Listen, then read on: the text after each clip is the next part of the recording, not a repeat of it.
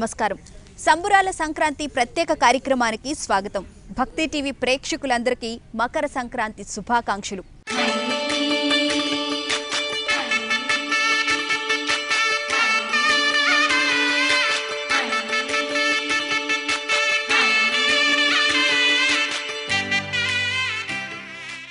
సూర్యుడు దక్షిణాయనం నుంచి ఉత్తరాయణంలోకి ప్రవేశించే పుణ్యకాలాన్నే మకర సంక్రాంతి అంటారు. మరి సంక్రాంతి రోజు ఏమి చేయాలి?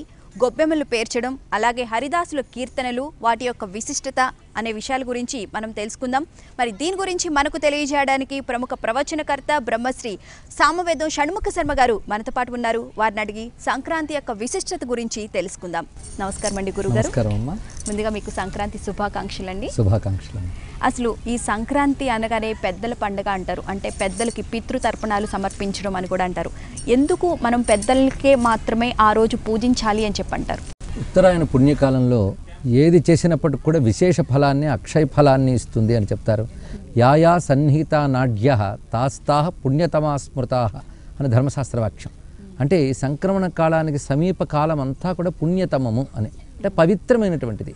అందుకు మన శాస్త్రం చెప్పినటువంటి పవిత్ర కర్మలన్నీ చేయడానికి అనుకూలమైన కాలం ఇది. ఇందులో ప్రధానంగా మనకి దేవయజ్ఞ, పితృయజ్ఞ, మనుష్య యజ్ఞములు, అలాగే ఋషి యజ్ఞము, భూతయజ్ఞం అని 5 యజ్ఞములు చెప్తున్నారు.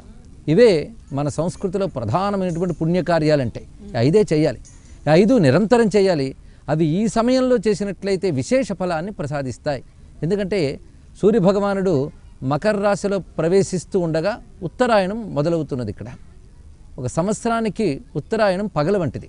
ఆ పగలికి ప్రారంభం అనగా ప్రాతకాలం వంటిది ఈ పుణ్యమైనటువంటి సంక్రమణ కాలం.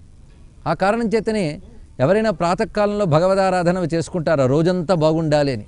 అలాగే మనం ఈ సంవత్సరం అంతా బాగుండాలని ఈ సంవత్సరానికే పగటి వంటి ప్రాతకాలం వంటి ఉత్తరాయణ పుణ్యకాలంలో ఒక మంచిని కోరుతూ మంచిని చేస్తాం. అది ప్రధానమైన ఉద్దేశం.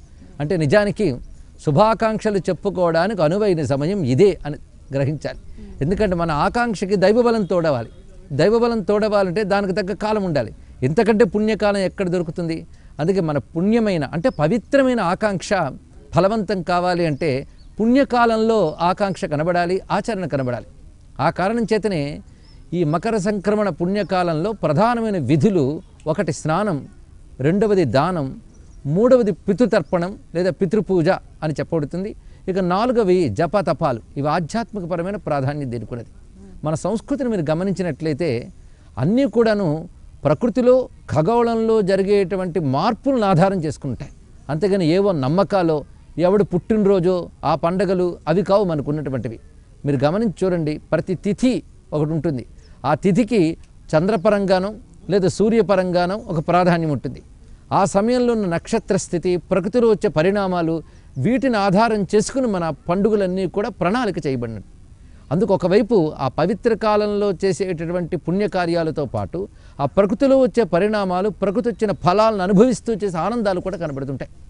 ఇందులో ప్రధానంగా మానవులైన వారికి 3 యజ్ఞములు చెప్పారు: దేవయజ్ఞం, ఋషి యజ్ఞం, పితృయజ్ఞం. ఈ 3 యజ్ఞములు ప్రతి మానవుడు ఆచరించాలి. ఇదే హిందూ సంస్కృతి అంటే. అందుకని ఎప్పుడో ఒక రోజు వాడి దండం పెట్టడం, పూజ చేయడం అని మాత్రమే కాదు. అందులో పితృపూజ అనేది చాలా ప్రధానమైనది. పితృయజ్ఞం అంటారు. ఈ పితృయజ్ఞంలో పుణ్యకాలాలు, పుణ్యపర్వాలు వచ్చినప్పుడు విశేషించి శ్రాద్ధకర్మలు కూడా చెప్పారు. అవన్నీ కూడా రాను రాను తగ్గిపోతున్నాయి. కనీసం పితృతర్పణలైనా ఇప్పుడు చేయాలని చెప్పారు. అంటే పెద్దలను ఉద్దేశించి చేసేటువంటి పితృతర్పణలు. పితృదేవతా వ్యవస్థ అని ఒక దేవతా గణం ఉన్నారు. అది కేవలం మన తండ్రి, తాత, ముత్తాతలను మాత్రమే కాదు. ఇక్కడ ఆ పితృదేవతల యొక్క అనుగ్రహం పొందితే మన పూర్వీకులు తరిస్తారు. పితృదేవతల అనుగ్రహం వల్ల వంశములు అభివృద్ధి చెందుతాయి అనే ఉద్దేశంతో పితృతర్పణ విధిని ఈరోజు తెలియజేశారు. అందుకు సంక్రమణం నాడు ముఖ్య విధిగా తిలలతో పితృతర్పణం చేయాలి అని శాస్త్రం చెప్తున్నది. ఆ విధంగా పితృదేవతల యొక్క అనుగ్రహం పొందాలి. ఇది పితృయజ్ఞం. దీనితో పాటు ఇంకా దేవయజ్ఞములు కూడా ముడిపడి ఉన్నాయి, దేవతలను ఉద్దేశించి చేసేవి. ఇంకొకటి ప్రధానంగా ఇక్కడ గమనించవలసిన స్నానం. మాఘస్నానం ఒక విశేషమైనటువంటి అంశం మనం వింటూ ఉంటాం. చాంద్రమానం ప్రకారంగా మాఘం అంటాం, సౌరమానం ప్రకారంగా మకరం అంటాం. అంటే ఒక విధంగా సౌరమానం ప్రకారంగా మనకు మాఘం మొదలైనట్లే. అందుకే ఈ మకర మాసం అంతా కూడాను స్నానానికి చాలా ప్రాధాన్యం ఇచ్చారు. సంకల్ప సహితంగా పుణ్య నదుల్లో స్నానం చేయాలి. అయితే భారతదేశంలో పుణ్య నదులు అంటే గుర్తొచ్చేది గంగా, యమున, సరస్వతి ప్రధానంగా. అందుకే ఆ మూడు కలిసినటువంటి త్రివేణి సంగమంలో ఈరోజు పుణ్యస్నానాలు చేస్తారు అధిక సంఖ్యలో.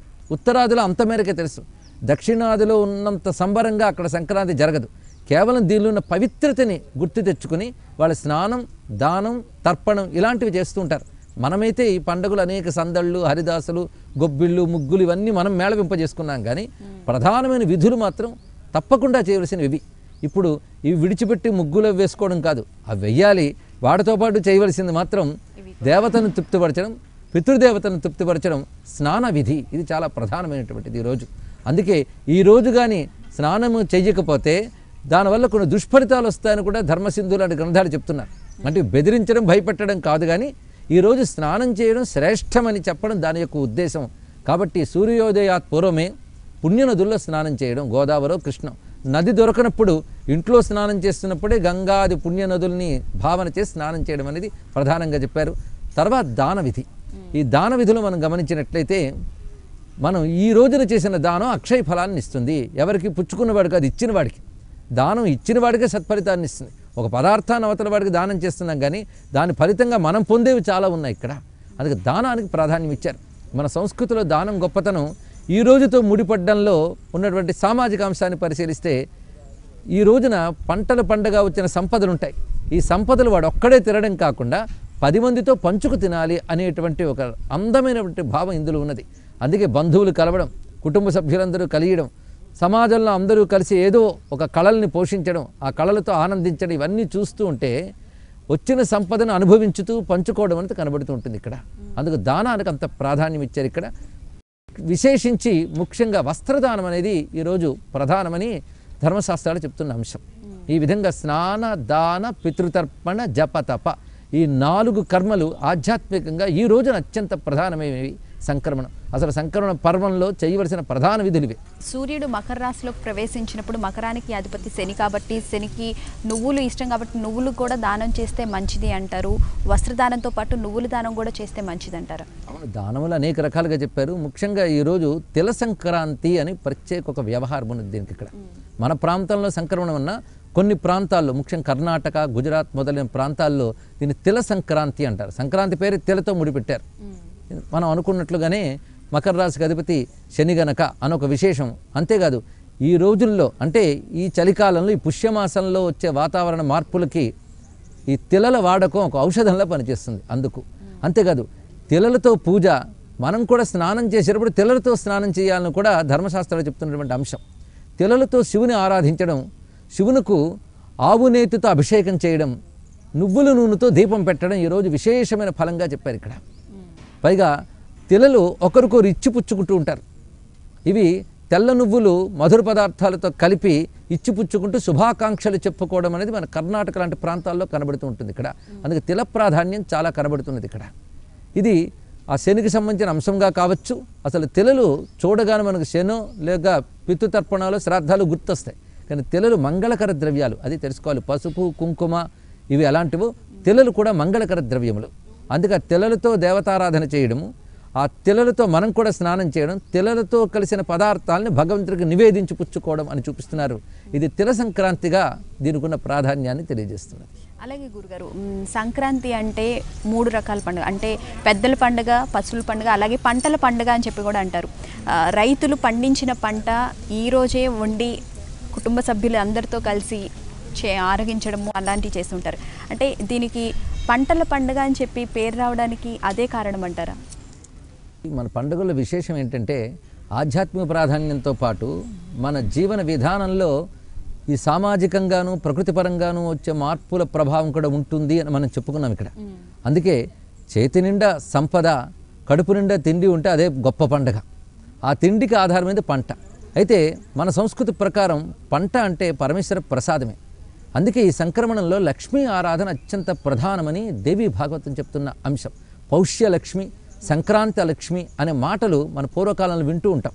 ఈ రోజున లక్ష్మీ ఆరాధన చెయ్యాలి అని చెప్పి దేవీ భాగవతం వర్ణిస్తుంది.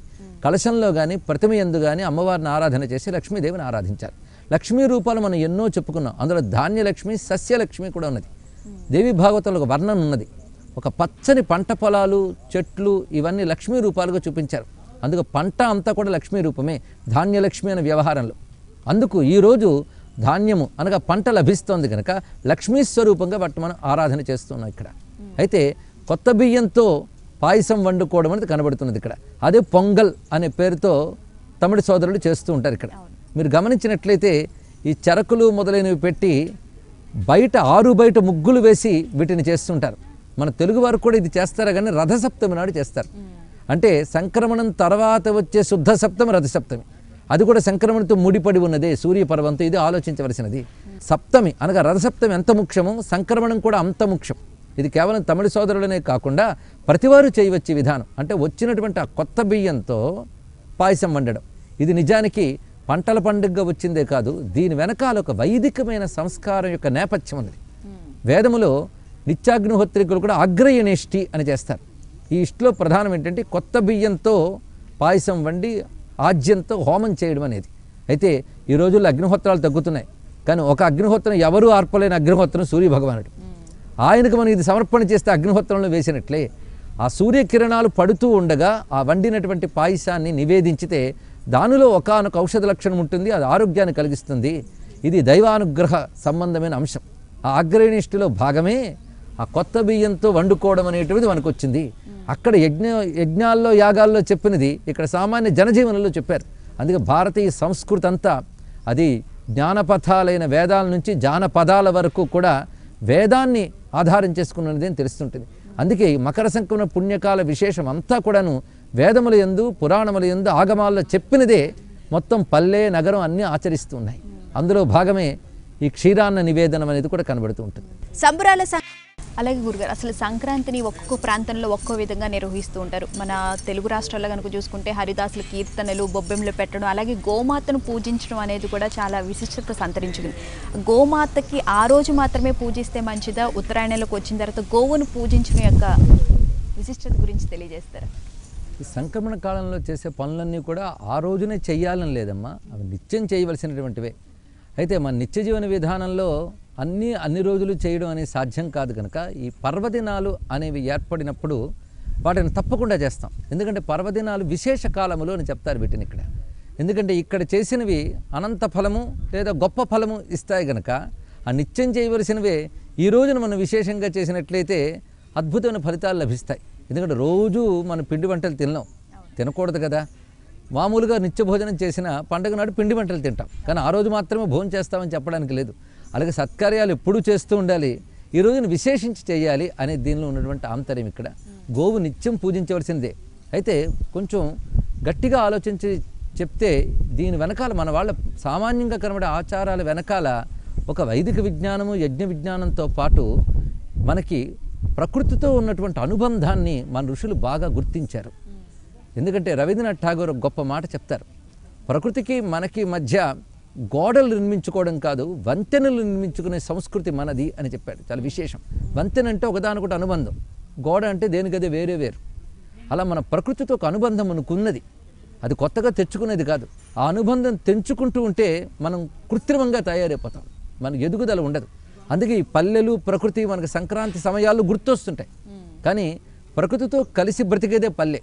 మన సంస్కృతి గురించి ఆలోచిస్తే ప్రాచీన సాహిత్యంలో కానీ ప్రాచీన నాగరికతలో కానీ మీరు గమనించండి, ప్రతి వాళ్ళు ఎంతో గొప్పవాళ్ళు నగరాల్లో ఉండేవాళ్ళు కూడా ఊరికి వెళ్ళేమండి అంటుంటారు. అంటే వాళ్ళ ఊళ్ళు పల్లెలే. అంటే పూర్వం మొత్తం సంస్కృతి అంతా పల్లెలను ఆధారం చేసుకుని వచ్చినది. ఇప్పటికి విదేశాల్లో పల్లెలకే ప్రాధాన్యం ఉన్నది. కొంచెం బాధాకరమైన అంశం ఏంటంటే స్వాతంత్రం వచ్చిన దగ్గర నుంచి పల్లెల ప్రాధాన్యం తగ్గుతూ ఉన్నది. ఇది కేవలం పండగ నాడు భగవంతుడు పుణ్య విషయాలు మాత్రమే మాట్లాడుకోవడమే కాకుండా మన సంస్కృతి ప్రాధాన్యం కూడా ఇక్కడ తెలుసుకోవాలి. మన సంక్రాంతి నాడే పల్లెలు గుర్తు రావడం కాదు, ఎప్పుడూ పల్లెలు బాగుండాలి. పల్లెల్లో మన సంస్కృతి విలసిల్లుతోందా లేదో కూడా గమనించాలి. ఎందుకంటే పరాయితనం అక్కడ ఆక్రమించుకున్న ప్రమాదాల్లో మనం ఉన్నాం. ఇప్పుడు మనం ఈరోజు మన కళ్ళ ముందు చక్కటి ముగ్గులు, గొబ్బెమ్మలు, హరిదాసులు, ఒక రమ్యమైన వాతావరణాన్ని చూస్తున్నాం. అది ఇవాళటిది కాదు, ఎప్పటి నుంచో ఉన్నది, కానీ ఇవాళ కనుమరుగవుతుంది. ఇది కొంచెం బాధపడవలసిన అంశమే. గాంధీ లాంటి వాళ్ళు కూడా పల్లెల్ని కాపాడుకోవాలని ఆనాడు చెప్పారు. పల్లెల్లో సరైన సౌకర్యాలు ఏర్పరిచి మేధావులు ప్రయోజకులు కూడా పల్లెల్లో జీవిస్తూ తిరిగి పల్లెల్లో సంస్కృతిని వృద్ధి చేయాలి. అందుకు ఇది పుణ్యమైనటువంటి సమయం గనక పుణ్యకార్యాలు అనేవి ఎక్కువ చేయడం, అందులో భాగంగానే దానాలు, కళలు. ఆ కళాకారులు కూడా ఈ సమయంలోనే వస్తారు. ఎందుకంటే సంపద చేరినప్పుడే దానం చేసే బుద్ధి ఉంటుంది కనుక ఆ సమయాన్ని వాళ్ళు వినియోగించుకుంటూ హరిదాసుల రూపంలోనో ఇంకొక కళల రూపంలోనో వస్తూ ఉంటారు. గంగిరెద్దుల వాళ్ళు వీళ్ళందరూ కూడా శ్రమజీవులు. ఈ శ్రమజీవులు కళాకారులు కూడా మానవుడికి దానం చేయడానికి సంపద ఉండే సమయం ఇది అనుకుని వాళ్ళు కూడా ఆ దానానికి వస్తారు. అటువంటి వాళ్ళకి ఇచ్చితే సంపద సద్వినియోగం అవుతుంది. ఎందుకంటే సంపద భోగం కంటే దానం ద్వారానే సార్థకమవుతుంది అనే సంస్కృతి మనది ఇక్కడ. ఎందుకంటే ఇచ్చుకున్నదే మిగులుతున్నది, మనం ఉపయోగించుకున్నది కాదు. అందుకే దానం తర్వాతే భోగం. ఆ దానానికి అనుకూలమైన కాలం కనుక దానం చేస్తే మంచిదనే భావం ఈ పుణ్యతిథిలో అనగా ఈ పుణ్యపర్వంలో దాగి ఉంది గనకనే ప్రతివారు దానం చేస్తారు. దానం పుచ్చుకోవడం చాలామంది వస్తారు. అందుకే గంగిరెద్దుల వాళ్ళు వీళ్ళందరూ రావడం కనబడుతున్నది. గంగిరెద్దు అనగానే ఎద్దు, అది కూడా గోజాతే. ధేనువు వృషభము ఈ రెండూ కలిసి గోవు, ఆ రెండింటిని పూజిస్తాం ఇక్కడ. అందుకే బసవడికి పూజ ఉంటుంది, గోమాతకి పూజ ఉంటుంది. పాడి పంట అన్నాం కదా, పంటకి మన సంస్కృతిలో ప్రధానం వృషభం. ఇప్పుడు ఆధునికతనమైనటువంటి ప్రక్రియలతో పంటలు పండిస్తున్నప్పటికీ మళ్ళీ ఈ మధ్య ప్రపంచవ్యాప్త మేధావులందరూ చెప్తున్నారు ఏంటంటే గో ఆధారితమైనటువంటి వ్యవసాయమే ఆరోగ్యకరం పుష్టికరం అని. అది మన నాగరికత, మన సంస్కృతి అది. కనుక ఈ పండగల ద్వారానైనా ఆ స్ఫూర్తి భారతీయులందరికీ కలగాలి అని మనం కోరుకుందాం. ఆ గో ఆధారిత వ్యవసాయం రావాలి. అందుకే వ్యవసాయానికి ముఖ్యమైనగా సహకరించి ఎంత పంట రావడానికి కారణమైనటువంటి గోవుల్ని పూజించాలనే భావం మన వాళ్ళకి కలిగింది. అందుకే గోవుని వృషభాన్ని అంటే ధేనువుని వృషభాన్ని గోపూజ కింద భావిస్తూ ఈరోజు చేయడం ప్రధానమైన అంశం ఇక్కడ. అలాగే ఈ సంక్రాంతి అనేది మన సంస్కృతి సంప్రదాయాలకు ప్రతిబింబంగా నిలుస్తుంది. అంతరించిపోతున్న ఆచార సంప్రదాయాలు అనేది నానాటికి కనుమరుగైపోతున్నాయి. కానీ సంక్రాంతి వచ్చిందంటే చాలు పల్లెటూరు వెళ్ళి అక్కడున్న ఆహ్లాదాన్ని అక్కడున్న సంప్రదాయాల్ని పాటిస్తూ ఇంకా ఆచార సంప్రదాయాలు పాటిస్తున్నారు అని చెప్పి అనుకోవచ్చా ఈ విధంగా చూస్తే? ఒక విధంగా సంతోషించవలసిన అంశం. దానికి ఇప్పుడు విస్తరిస్తున్న మాధ్యమ రంగం కూడా చాలా సహకరిస్తోంది. దీనిని మరింత చక్కగా ప్రజలకు చూపిస్తూ ఉన్నది ఇక్కడ. అయితే ఇక్కడ తెలుసుకోవాల్సింది దీనిని ఒక అవకాశంగా వాడుకోవాలి. ఎవరు సంప్రదాయంపై ప్రీతి కలిగిన వారందరూ ఒక అవకాశంగా వాడుకొని ఏదో సంవత్సరానికి ఒక్కసారి మాత్రమే ఈ సంస్కృతిని పరిరక్షించుకోవడం కాకుండా మన సంస్కృతి రక్షింపబడాలి. మన ఆచార సంప్రదాయాల్లో ఉన్న విలువ, వాటిలో ఉన్న సౌందర్యం ఇవి మనం తెలుసుకోవాలి అనేటువంటి తపన కలవారు ఈ సమయాన్ని వినియోగం చేసుకుని దీని ద్వారా ఇది కొనసాగించేటట్టు చేయాలి. ఏడాదికోసారి చుట్టపు చూపు పలకరింపుగా కాకుండా మొత్తం కాలమంతా జీవితమంతా కూడా మన ఆచార సంప్రదాయాలు పాటించబడాలి. మన ఆచార సంప్రదాయాల్లో వైజ్ఞానికమైన విలువలు, ఇంకేవో విలువలు ఇవన్నీ మాట్లాడతాం, అవి ఉంటే ఉండవచ్చు. ముఖ్యంగా ఆచారం సంప్రదాయమైన సంస్కృతి, తన సంస్కృతిని కాపాడుకోవాల్సిన బాధ్యత మొత్తం జాతిది. అందుకు మొత్తం మన జాతి అంతా కూడాను ఈ సంస్కృతిని కాపాడుకోవాలి. ఈ ప్రాంతాచారాలు ఉన్నాయే ఒక్కొక్క ప్రాంతానికి ప్రత్యేకం, ఆ ప్రాంతం వారందరూ దాన్ని కాపాడుకోవాలి. తమలో స్మృతి రూపంగా మిగిల్చుకోవడానికైనా మిగలాలి కదా. కేవలం ఇప్పుడు మనం ఒక తునకలు మాత్రమే చూస్తున్నాం. దెబ్బతిని కూలిపోతున్న ఒక సంస్కృతి భవనం యొక్క తునకలు చూస్తున్నాం. ఈ తునకలు కాదు, మనకు సంపూర్ణమైన సంస్కృతి భవనం మళ్ళీ కనబడాలి. ఈ ఆచార సంప్రదాయాల్లో ఎంత అద్భుతమైన విషయాలు ఉన్నాయి, కళలు ఉన్నాయి. ఈ సమయంలో ఒక మాట నాకు గుర్తొస్తున్నది. సుమారు ఒక 20 ఏళ్ల క్రితం ఇలస్ట్రేటెడ్ వీక్లీ అని ఒక ప్రసిద్ధి చెందినటువంటి పత్రిక ఉండేది. ఇప్పుడు లేదు కానీ ఆ రోజుల్లో చాలా విశేషంగా వచ్చేది అది. దాంట్లో రష్యాకి చెందినటువంటి ఒక చిత్రకారుడి యొక్క ఇంటర్వ్యూ వచ్చింది. అద్భుతమైన చిత్రకారుడు అతను, కానీ అతను భారతీయుడు, అక్కడ స్థిరపడ్డాడు. ఆయనతో మాట్లాడుతూ భారతీయ చిత్రకళ గురించి చెప్పండి అని ఒక మాట అన్నారు. ఆయన వెంటనే అద్భుతమైన అంశం చెప్తూ 2 చేతులు జోడించి నమస్కరించి కళ్ళు ఆర్ద్రమవుతూ మాట్లాడాడు. మా భారతదేశంలో ప్రతి అమ్మ ఒక చిత్రకారిణి. ప్రాతకాలంలో ఇంటి ముంగిలి అదే ఒక క్యాన్వాస్, దానిపై చుక్కలు పెట్టి అద్భుతంగా చిత్రాలు గీస్తుంది ప్రతి ఇల్లాలు భారతదేశంలో అని చెప్పడంలో కళ మన జీవన విధానంలో ఎలా కలిసిపోయిందో ఆలోచించండి. ఒక ముగ్గును మనం మామూలు అనుకుంటున్నాం, ఎందుకంటే అలవాటైపోయింది కనుక. అద్భుతాలు అలవాటైతే మామూలు అనిపిస్తాయి, కానీ మామూలుగా అనిపించిన వాటిలో అద్భుతాలను గమనించితే మన సంస్కృతి ఇంత అద్భుతమైనదా అనిపిస్తుంది. ఒక్క పేడముద్దని పెట్టి పువ్వుగా దాన్ని అలంకరించి నమస్కారం చేసి గొబ్బెమ్మ అంటున్నామంటే అందులో ఉన్న సౌందర్యాన్ని పరిశీలించాలి. ఇక్కడ ఇందులో ఆయుర్వేద విలువలు ఉన్నాయా, వైద్య విలువలు ఉన్నాయా, ఇవన్నీ వెతకడం కాదు. ఇందులో ఎంత చక్కటి సంస్కృతి ఉంది, ఎంత చక్కటి సంప్రదాయం ఉంది, దీన్ని మనం పరిరక్షించుకోవాలి. చిత్రం ఏంటంటే ఈ సంప్రదాయాలు సంస్కృతి అంతాను హిందూ మతంతో ముడిపడి ఉన్నది. కానీ హిందూ మతం ఈ దేశంలో ఉన్న అన్ని మతాల్లో ఒకటి అనడానికి లేదు. ఈ దేశపు ప్రాణం, ఈ దేశపు సంస్కృతి, ఈ దేశపు జీవన విధానం హిందూ ధర్మంలో ఉన్నది. కానీ హిందూ ధర్మం కాపాడుకుంటేనే ఆచార సంప్రదాయాలన్నీ కాపాడబడతాయి. ఇవి కాపాడబడితేనే భారతీయత కాపాడబడుతుంది, మన సంస్కృతి కాపాడబడుతుంది. చివరికి ఏదో ప్రాచీన కాల పుస్తకాల్లో సంక్రాంతి గురించి చదువుకొని ఓహో ఇలా చేసేవారు అన్నమాట అని కాకుండా ఇది మా పల్లె, ఇది మన జీవన విధానం అంటూ మనం తెలుసుకుంటూ మన సంస్కృతి మూలాల్లోకి వెళ్ళి వాటిని మన జీవనంగా చేసుకోవడానికి ఈ సంబరాలకు స్ఫూర్తి కావాలి అనే భావంతో వీటిని నిర్వహిద్దాం. అంటే సంక్రాంతి అనగానే మనకి పల్లెటూళ్ళల్లో కోడి పందాలు నిర్వహించడం, ఎడ్ల పందాలు నిర్వహించడం అలాంటివి కూడా చేస్తూ ఉంటారు. ఎందుకని వచ్చిందంటారు అసలు అది? ఇవన్నీ శాస్త్రీయమైన ఆచారాలను కావమ్మా, ఇవి శ్రమజీవుల పర్వం ఇదంతా కూడా. ఎందుకంటే ఇవాళ మన పంటకు చేతికొచ్చిందంటే అది కేవలం భూమి ఎవరిదో వాళ్ళ పండగ మాత్రమే కాదు కదా. ఆ పండించి శ్రమపడ్డ వాళ్ళు అందరూ ఉన్నారు, అందులో పశువులు కూడా ఉన్నాయి. అందుకు పశువుల్ని మనం పూజిస్తున్నాం. ఆ శ్రమపడ్డ వాళ్ళందరూ వచ్చిన సంపదతో రకరకాల వినోదాలు చేసుకుంటారు. పైగా కోడి, బసవడు అంటే ఎద్దు, ఇవన్నీ కూడా పల్లె జీవనంలో ఒక భాగాలు. జంతుజాలంతో కలుస్తూ వాటిని తాను పోషిస్తూ వాటి ద్వారా ఉపయోగపడితే ఎలా జీవించాలో భారతీయ పల్లె జీవనంలో మనకు కనబడుతుంది. అందుకు వీటన్నింటిలో భాగాలు కనుకనే కోళ్ళు, ఎద్దులు ఇవన్నీ కూడా ఈ పండుగలో భాగాలయ్యాయి. వాటిని పందాల్లో పెట్టడం అనేది ఒక ఆటగా. అంతేకాదు, మీరు పరిశీలిస్తే ఇవేవో కొంతమంది మాత్రం ఇది అనాగరికం అని భావిస్తూ ఉంటారు. కానీ మీరు పెద్ద పెద్ద ఆటల్లో మీరు గమనించినట్లయితే క్రీడల్లో ప్రపంచవ్యాప్తంగా అనేక ప్రాంతాల్లో పెద్ద పెద్ద వృషభాలతో వాళ్ళు పోటీలు పడడం ఇవి కనబడుతూ ఉంటాయి. ఆ మాటకొస్తే కుస్తీ పట్లు, బాక్సింగులు కూడా అనాగరికంగానే కనబడతాయి. ఒకరినొకడు కొట్టుకోవడం ఒక వినోదం అని చెప్పండి ఇక్కడ, కానీ ఒక క్రీడగా మనం చూస్తూ ఉన్నామా లేదా? ఇవి కూడా క్రీడలు అలాంటివి. అయితే ఏవైనా సరే తగిన మోతాదులు ఉంటే బాగుంటాయి. వికృత ధోరణి లేకుండా ఈ కోడి పందాలు, ఎడ్ల పందాలు ఇవి కూడా పల్లె సంస్కృతిలో ఒక భాగం. అంతేగాని దీనికి వేదానికి ముడిపడడానికి లేదు. ఇదొక జీవన విధానం, ఇది ఒక ప్రాంతంలో ఉండేటువంటి ఒకానొక పద్ధతి అంతే. ఇక్కడ ఇది ఆచారము సంప్రదాయం అనడానికి లేదు, ఒక వినోదము అంటే సరిపోతుంది. అలాగే గురుగారు, చివరిగా మరి ఈ సంక్రాంతి సందర్భంగా భక్తి టీవీ ప్రేక్షకులకు మీరు ఏం చెప్పదలుచుకున్నారు? ముఖ్యంగా అందరికీ ముందు సంక్రాంతి శుభాకాంక్షలు. ఈ సంక్రాంతి అనగా ఒక మంచి మార్పు అని అర్థం కనుక ఈ మార్పు మనకు మంచికి కలగాలి అని మనం భగవంతుని ప్రార్థిస్తున్నాం. ఎందుకంటే ఆశించింది నెరవేరాలంటే ఈశ్వరుని ప్రార్థిస్తాం మనం. అందుకు ఉట్టి శుభాకాంక్షలు చెప్తే సరిపోదు, ఆ ఆకాంక్ష సత్యంగా కనబడాలి. ఎప్పుడు కనబడుతుంది? భగవద్ అనుగ్రహం ఉంటే. అందుకే మంచిని కోరుతూ మనం ప్రార్థన చేస్తాం. అలాగే భగవంతుడు భారతదేశానికి, మన సంస్కృతికి రక్షణ కల్పించాలని, భారతదేశం అన్ని విధాల అభ్యుదయాన్ని సాధించాలని పరమాత్మను ప్రార్థిద్దాం. అందరూ ప్రార్థించాలన్నదే సందేశం. ముఖ్యంగా ప్రతివారికి విన్నపం ఏంటంటే ఈ పండగ అసలు ఎలా చేసుకోవాలనేది ఇప్పుడున్న పెద్ద తరానికి వాళ్ళ పెద్ద తరం వల్ల గుర్తుంటుంది. ఆ గుర్తును వాళ్ళు చేసి వాళ్ళ పిల్లలకు అందించాలి.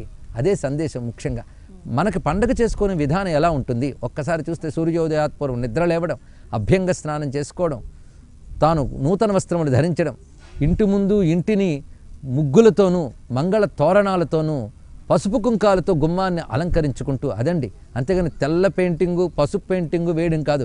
పసుపు కుంకాలే గుమ్మాలకి అలంకారం చేసుకుని ఇంట్లో దీపం పెట్టుకుని కుటుంబ సభ్యులందరూ కలిసి భగవత్ ప్రార్థన చేయడం అలవాటు చేసుకోవాలి. అంతేగాని ఇది అమ్మ చేస్తుంది, నాన్న చేస్తారు, తర్వాత వండిన పదార్థాలు పెడతారు, మేము తింటామని కాకుండా మొత్తం పిల్లల్ని కూడా అందులో వాళ్ళు జోక్యం కల్పించుకొని పాలు పంచుకునేలా చేయాలి. ఇక్కడ అలా అందరూ కలిసి ఒక్కరోజు ఉదయం నుంచి రాత్రి వరకు పండగంటే ఎలా ఉంటుందో ఈ రోజునైనా చేసుకుని అది నిలుపుకోవాలి. ఇక్కడ అలా చక్కగా జరుపుకున్నటువంటి పండగతో మనం కోరుకున్న ఆకాంక్ష తప్పకుండా ఫలిస్తుంది. ఎందుకంటే పవిత్రమైన పద్ధతిలో పవిత్రమైన కర్మతో కోరుకునేటువంటి మంచి కోరిక ఫలిస్తుంది. అంతేకాకుండా కేవలం మీ అందరికీ మంచి జరగాలి అని కోరుకుంటే ఎలాగా? అందుకు ఏదో హ్యాపీ న్యూ ఇయర్ అని కనబడినప్పుడు చెప్పినంత మాత్రాన జరుగుతుందని లేదు. అది కోరుకునే పద్ధతి కూడా ఒకటి ఉన్నది. అందుకని దేవతలను ఆరాధించి, ఇటు పితృదేవతలను ఆరాధించి, గోవును ఆరాధించి ఒక పవిత్రమైన రమ్యమైన వాతావరణంలో మంచి జరగాలని మనం భగవంతుని ప్రార్థిస్తే తప్పకుండా జరుగుతుంది. అలాంటి మంచి జరగాలి, మన సంస్కృతికి మంచి రోజులు ఇంకా ఇంకా రావాలని ఆకాంక్షిస్తూ దాని విషయంలో భక్తి టీవీ చేస్తున్న కృషి చాలా అభినందనీయం. మన సంస్కృతి అంటే ఇది అని చూపిస్తున్నారు. అనేక మంది పెద్దల ద్వారా మన సంస్కృతిలో ఉన్న విషయాలను వ్యాప్తి చేస్తున్నారు. మహాత్ములైన అనేక మేధావులు వివిధ ప్రవచనాల రూపంలో మన సంస్కృతి వైశిష్ట్యాన్ని భక్తి ఛానల్ ద్వారా తెలియజేస్తూ ఉన్నారు. ఇది ఇంకా ఇంకా వర్ధిల్లాలి, సనాతన ధర్మం అభ్యుదయం సాధించాలి. స్వస్తి.